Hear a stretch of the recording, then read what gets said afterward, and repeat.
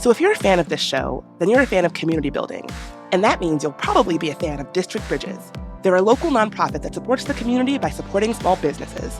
Like in my neighborhood, Columbia Heights, they host a public outdoor party each month called Juernes. There's music and dancing, and it's like one of those rare things that brings the whole neighborhood together. And it really reminds me just what it is I love about living in a city like DC. District Bridges has programs in 9 neighborhoods across the city, so I bet there's one near you.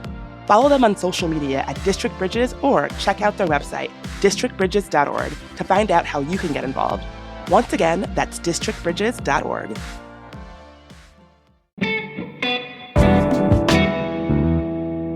Today on CityCast DC. Right now, through April 15th, DC residents can apply to get up to $2,000 from the city government to buy an e-bike. But there are limited funds available. And it got us thinking, how desperate are we really to buy our own e-bikes? Or do the ones sprawled around town to rent do the trick? CityCast producer Ash Durbin systematically tested all the different brands, and he's here to give us the lay of the land.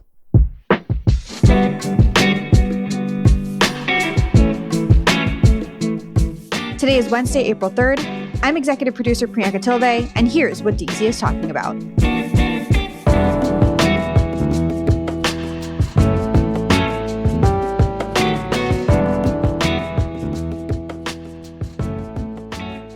Ash, you went around and tried every single e-bike brand in the city. That seems like a feat. How long did that take, and why did you want to do this in the first place? Honestly, I thought it would have taken much longer, but the fact that they're everywhere now made it pretty easy.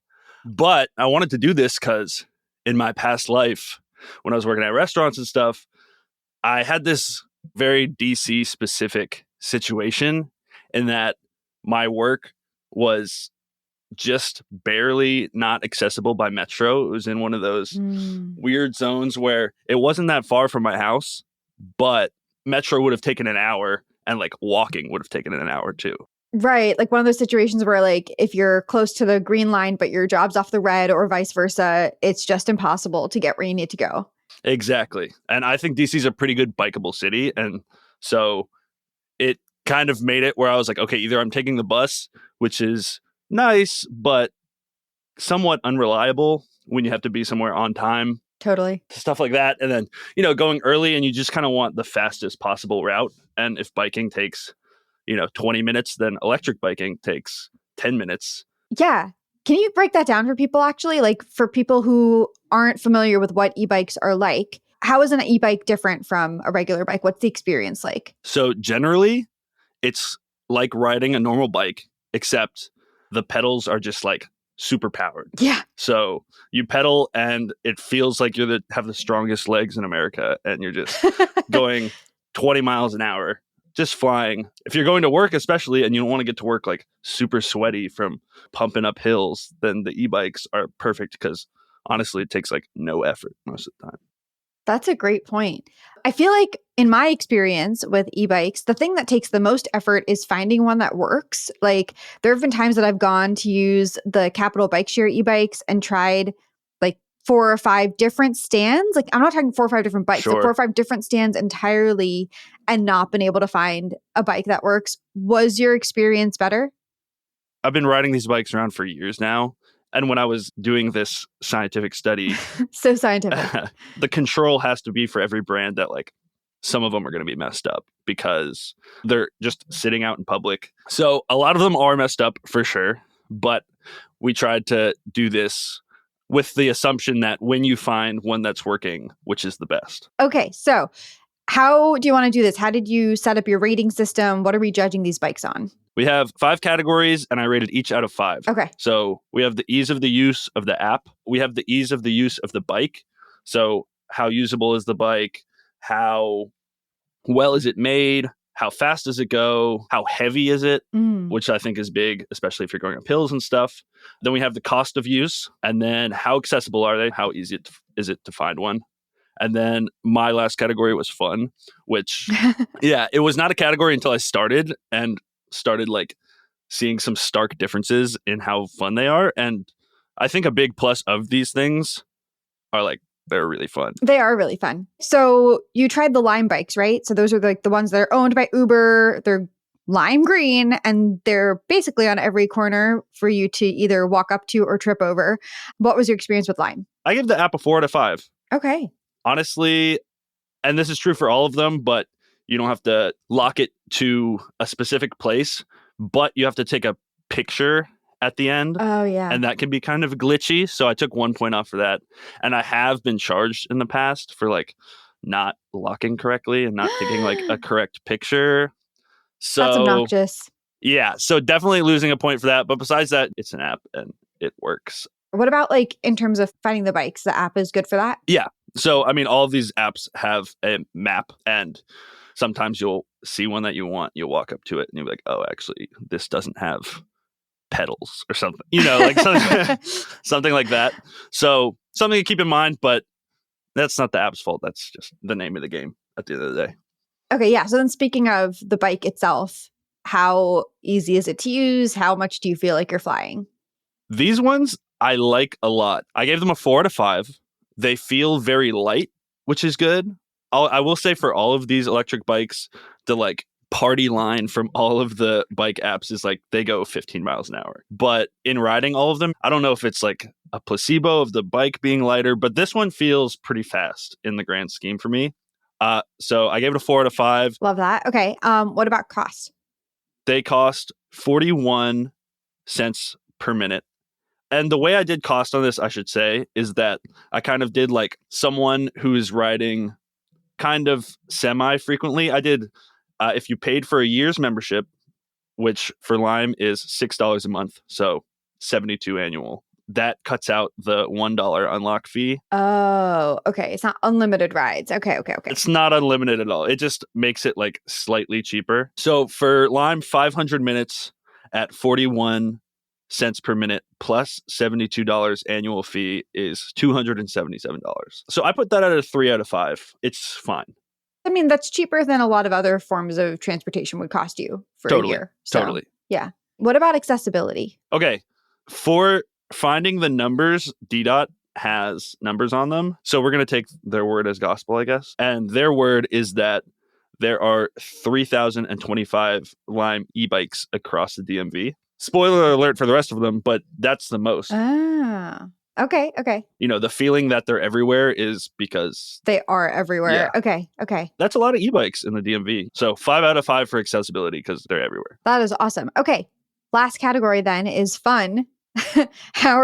What metric are you using for this, Ash? This is the Ash scale of fun. It kind of ties into the usability. I think, like I said, a lighter bike, you feel like you're flying.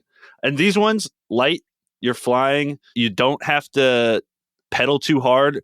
But these ones especially, I feel like you really feel like you can like break the sound barrier of them only wanting you to go 15 miles an hour. And like sometimes you're like, I'm going 30 miles an hour right now on these. And I love them. They have little bells. And, I like being annoying and just ringing the bells and stuff. And I don't know.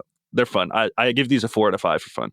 Just for scale, it's important that we make this as scientific as possible for the listeners. What is a 1 on the Ash scale of fun? And what is a 5 on the Ash scale of fun, like in life? I think fun is as much excitement with as little work possible.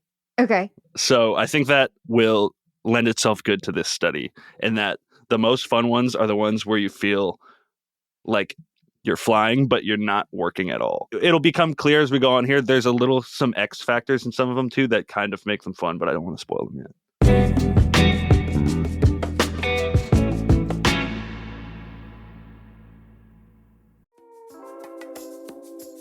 You know what'll really up your classiness this spring? Learning French. And I've got just the place for you to do it. Much like a high-speed train, Alliance Française immersive French language classes propel you toward fluency. When you become a member, you unlock a world of personal and professional possibilities and get access to everything offered at the renowned Alliance Française chapter in DC, including language classes, cultural events, and the only lone library in French language in the Mid-Atlantic region.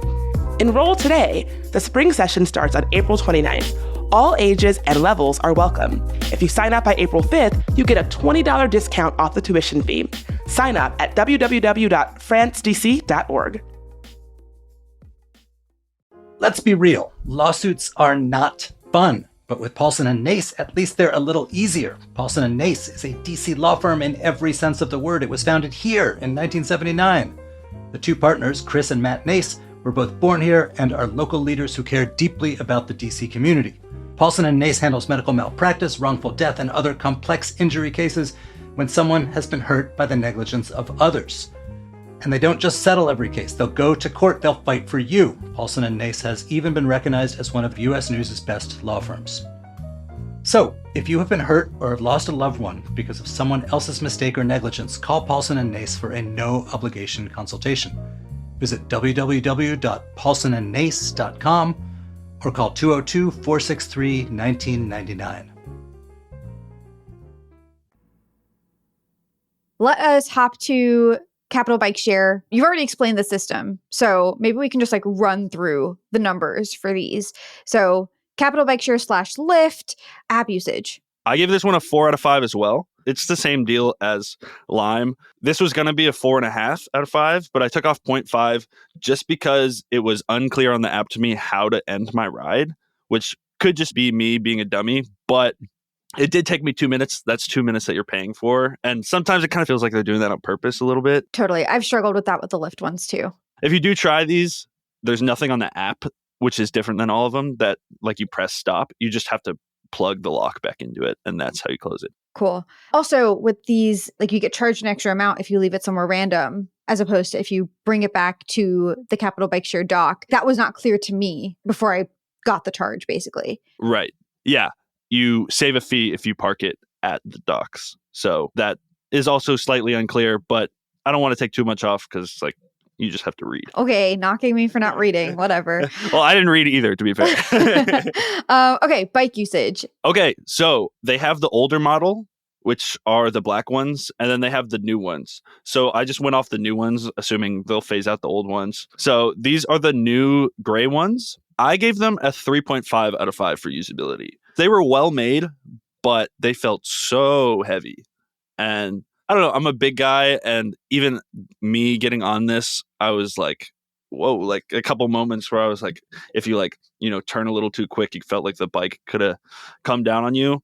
And then another big thing with that is the hills. And when they're heavy, you don't want to be working at all when you're on an e-bike. And so when you go up a hill and you feel the little bit of, fire in your legs, to me, that's losing points. So 3.5 out of 5. Yeah, you shouldn't be feeling any sort of effort when you're on an e-bike. No work whatsoever. Never. Nothing. No. Okay. Cost? So this is where they really win us back because they're the best price and it's not even close. So they get a 5 out of 5. They have a $95 annual fee, which is slightly higher, but their price per minute is way lower. It's only 15 cents a minute. Wow, that's a huge difference. So 500 minutes at 15 cents a minute plus 95 annual is $170, which is fully more than $100 cheaper. Okay, next up, accessibility. What do you got? So a little bit of a disclaimer, these are not concluded on the DDOT website. So I had to do some kind of investigative research to really find out how many there are there. What I found, and if a listener knows more about this and can correct me, please do. But what I found is there's 1,500 of the old ones and 700 new ones. And that's from a Washington Post article from last year. So my quick math is 2,200 e-bikes, which is good. Yeah. There's 762 stations. It's less than Lime. So I gave it a 4 out of 5. Okay, fair. But I mean, I guess fairly accessible in that they make a point of putting these Capital Bike Share docks near metro stations, near heavily used bus stations, places where people are potentially going to need to bike to and from. And I was doing this from Tacoma Park, technically in Maryland, and there was 3 stations around me. So they're everywhere. Okay, most exciting category, fun. A little bit lower for me, 3 out of 5. Because they're so heavy, they feel a lot slower. I did not feel like I was zooming on these. I felt like I was working a little bit. I think they're putting more effort into making them sustainable and that they'll be around for a while. And I think because of that, they're a little heavier, a little bit more chunky, and I wasn't zooming around corners, doing Tokyo Drift style on these ones. All right, next up is the spin bikes. What do those look like? I don't even know if I've seen those very much. Spin are the orange ones. These ones are interesting. not to skip ahead in the category, you haven't seen that many of them because there's not that many of them. Okay. There's only 720 of them. That's like nothing. That's like nothing, especially in what we've seen so far. So that, just to go to how many there are, I gave them a 2 out of 5. But back to the app, it's 4 out of 5. Not really much to say. It's the same deal where you unlock it with your phone and then you can take a picture when you park. Okay, what about bike usage when you can actually find one? I gave it a 4 out of 5.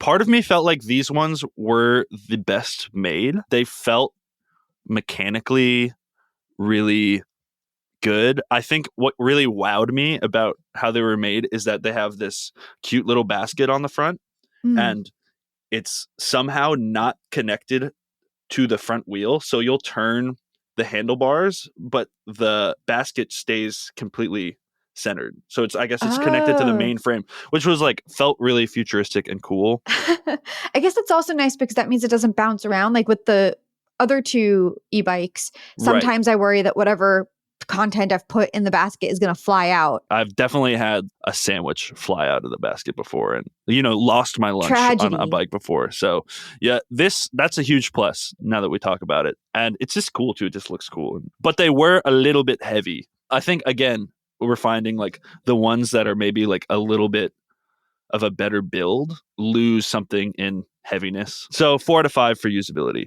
Cool. What about cost? So these ones are the most expensive. Really? There are so few of them and they're the most expensive. Yikes. I kind of justified it to myself in that they are nice. So maybe you're paying for a slightly, cooler, nicer bike. But again, it's $6 a month. So $72 annually. And then where it becomes more expensive is it's 45 cents a minute. So 500 minutes at 45 cents plus 72. Annual fee is $297. All right. Not a lot more than the Uber one, but still more. Yeah. Which is rough if you can't find them in the first place to ride. Totally. So what was that score then? 2 out of 5. And then fun. What did you rate it on fun? I gave these a 4 out of 5 because of the handlebar thing. I loved that. It wasn't super fast, but it really felt like you could zoom around corners because it's well made. The more high tech looking, the more you feel like you're in Blade Runner or something. I feel like if you told me when I was a kid, there's going to be e-bikes that you can open with an app around DC when you're an adult, I would be like, what? Really? I was really gunning for the flying cars, but I'm glad that... But I would take it, Yeah. Okay, well, speaking of futuristic looking e-bikes, the Vio ones, which I feel like are newer, they look the funkiest to me. They're kind of short. Yep. They're black and teal, I guess. What was your experience like with those? So this was my sleeper, one of my faves. I had never ridden one before. I too kind of saw them around and what's the deal with this one? And they kind of surprised me in a couple ways. I gave it a 4.5 out of 5 on the app. Okay. Just because it was the usual things, but I just literally downloaded the app, opened it, and started riding. Uh-huh. And when I closed it out, I didn't have any questions. It was all very clear. It was easy to find one. So I just felt because it was download and go, I gave it an extra 0.5 just because it was that's awesome. easy. So 4.5 out of 5.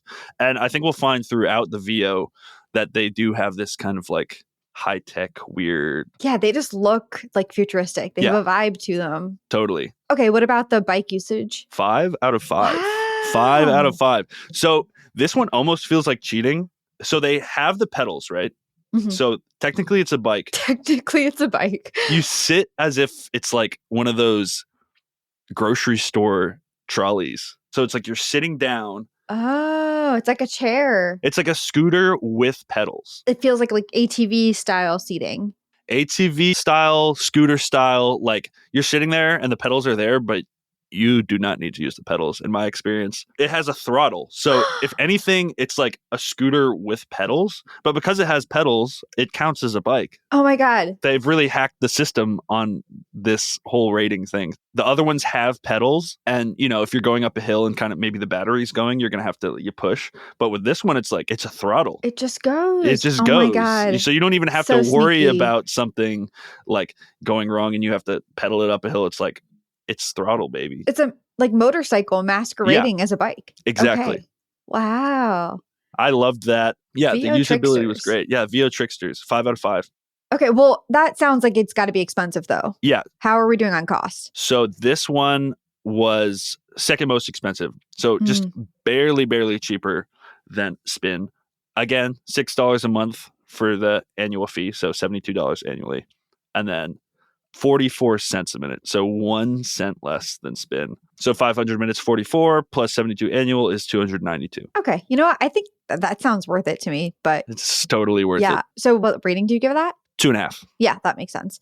Accessibility? It does feel like these are everywhere. It does. Because they're new, I kind of assumed there would be maybe less of them. They're not the most common in the area for sure. I give them a 3 out of 5. According to DDOT, they have 1,770 e-bikes in DC. Yeah. Okay. What about fun? You sound like you had fun. 5 out of 5. It feels like riding a motorcycle. And then the way you're seated too is kind of like the lowrider motorcycle. Like you're on a big highway in the desert, like kind of leaning back. Throttle, no work whatsoever. Can really like zoom around a corner. And then kind of an X factor for this one, and going back to like the sci-fi thing, most of them, when you open the app and like unlock a bike, it'll do like a bling or like, you know, some little noise. What was that? A bling. But this one has like a cool robot voice talking to you. Oh. It's like, welcome to VO. Wow, yeah. So that was cool. I don't know. I liked it. Adds to the fun for me. If it's like making you feel like you're in 2055 2055 or something, that ups the fun for me. For sure. And then if you don't have to do any work, that's awesome. So 5 out of 5 for fun. Yeah, love it. Okay. Well, our producer Julia has tallied up the numbers, come up with some averages. And Ash's least favorite e-bike was the Spin bikes, the orange ones. Yep. Expensive, not too many of them. Yep. This checks out. Next up was Capital Bike Share Lyft. They had an average of 3.9 to Spin's 3.2.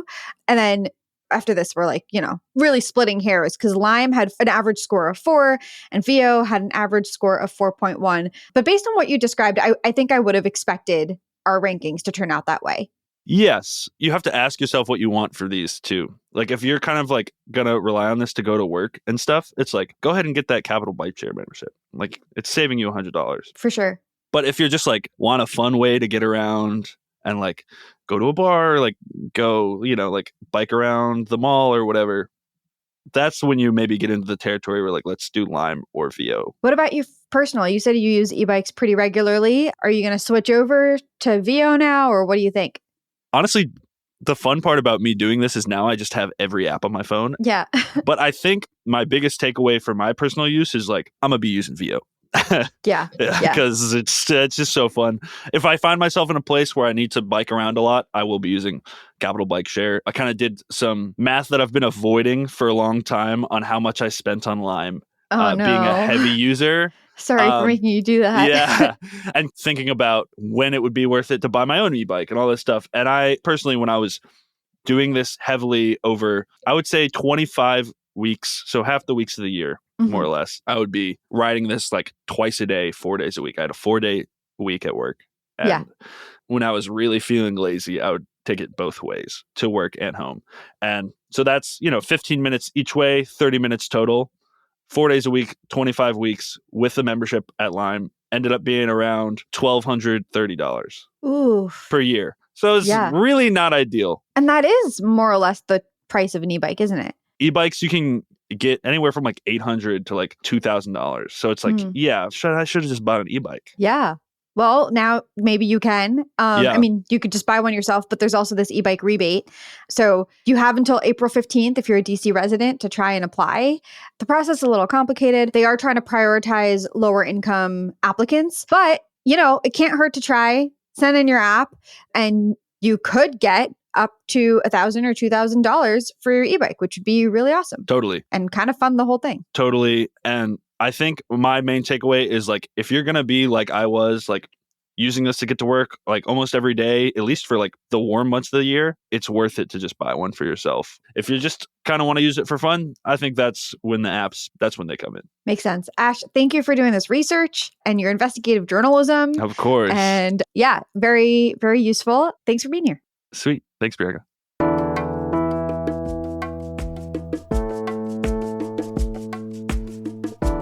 That's all for today here on CityCast DC. If you enjoyed the show, bike around town with the CityCast DC banner streaming behind you. And while you're at it, sign up for membership too. It's only $8 a month and it gives you ad-free listening. We'll be back tomorrow morning with more news from around the city. Bye.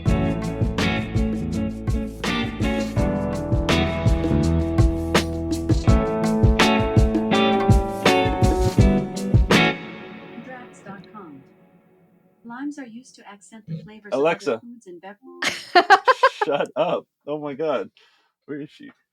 I didn't even know there was an Alexa down here. Okay. That's crazy. I'm dead. What was I saying?